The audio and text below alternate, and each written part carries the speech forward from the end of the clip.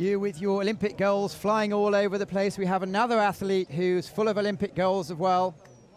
And we are looking at the lineup for the C-1 1,000 meters. Just walked up the stairs from shaking hundreds and hundreds of hands this morning. It's Attila Viada. How are you? An exciting lineup in the C-1 1,000 men. Yeah, we have two Hungarians. They are really strong, and I hope they can do what I did before. Somebody missing in this final is Sebastian Brendel, because he's going on the C2 today. And now I see in this condition it's really hard for the canoeists because the waves is really huge and the wind is not help for them. So, but we talk about it a little bit for the peoples who are here.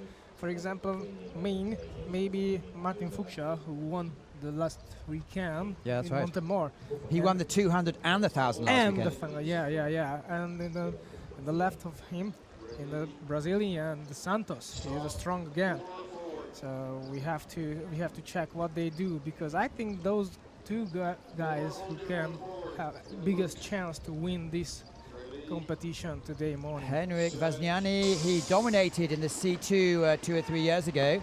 Yeah. Is he strong enough to keep up with the two absolute flyers? There's Martin Fuksa. He teamed up with his brother last week, Peter, in the C2 500, and it looks like he's taking it away quickly. You know that if you're Red Bull sponsored, you certainly have a big personality, and he's really very, very active on social media. He's from a very big canoeing family. Father was an Olympian in '96, grandfather an international, but there's two coming out here normally in lane number 5. Brazilian, as I say, Queiroz dos Santos, who took out 3 medals in the Rio Olympic Games, again in the C1 100, C2 1000 and C1 1000. He's known as his very high stroke rate. How do you see them going today? I think this condition is really rough, so they have to do the best technical movement. I think the highest stroke rate is important in this wind condition, because the waves is too high, too big, and always catch the boat. So they have to keep the stroke rate high if they want to keep the speed. At the moment, Fuksa is leading, and I think he's really strong. He prepared for this year the World Championships. He's in his hometown in Czech Republic. I hope so he can do the good result, but I hope the Hungarians can closer them. Well, safe coming down the track also, we see Poland's Tomasz Kaczor. He was first in the B final in Rio, which is not where you want to be. In Montemor last year, he came first, but all eyes at the moment on Martin Fuksa, who's very much taking them out. Yeah. So now they are in the halfway. Fuksa's leading, Kaczor is the second. And dos Santos, I don't know, maybe he's a little bit tired or waiting for something, because at the moment I think he saved his power. Maybe he wanted to do a big finish. Well, they only didn't. This is the first World Cup they're competing in, and Fuksa is already wet because he competed last weekend, so he's in the rhythm.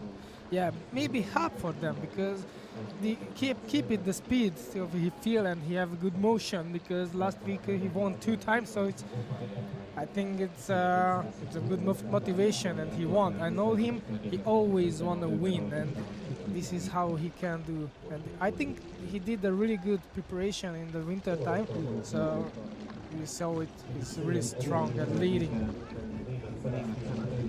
Other athletes in it, we have Filip Dvořák, the specialist. Right at the top of your picture was a specialist in the C1 1000. He's come off a little bit the pace.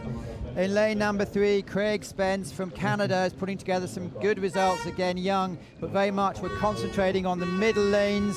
The middle lanes, by definition, are the fastest this weekend because they've qualified in the top time. So we already expect lanes 4, 5, and 6 to put forward the best performance. Martin Fuksa is keeping up the pace. He's now a length ahead of Isaquias dos Santos. Yeah, the Santos, he start to finish, and maybe he can catch him, because Fuksa, I think, is a little bit getting tired. We will see. I saw many surprises on this weekend, so maybe again we can see something. But they are in the last 50 meters. 100 meters back, and Queiroz de Santos is coming back on Fuksa. Tomasz Kaczor is going to take third place, but there's only 40 meters to go, and it looks like Martin Fuksa is doing the same as last weekend. Will he takes the victory? Half a boat back is Brazilian Queiroz de Santos, and Tomasz Kaczor takes the third position. As you can see, Tacchini for Italy takes fourth. Hungary, Tamás Kiss, who has obviously a very big history going back to 2008, takes their fifth position today. Yeah. You like that race? Yeah, it was a good race, I think, but the conditions was really hard. So this is what I said. In this way, in this day, they have to do the best what they do, because this kind of condition is really hard for the technique, for the tactic, and for the speed too. 3 races gone now in our very packed program here. We're coming to you live course side, just next to the finish tower. So we have a very good view of everything. We certainly know it's quite windy. We're getting blown all over the place here.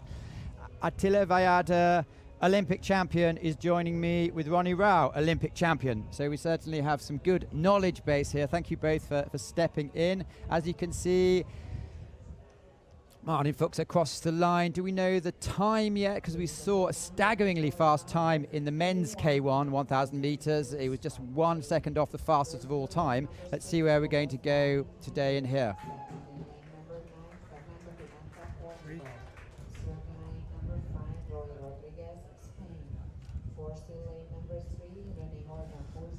Well, it looks up, and we only have the times. You can see all the boat sheds, and the time is 3:45. Oh, this is a really good time in these conditions. I did many times in this course, because I work here and live here, and I just really sometimes I can do the close for this time in these conditions. So this is a really good time.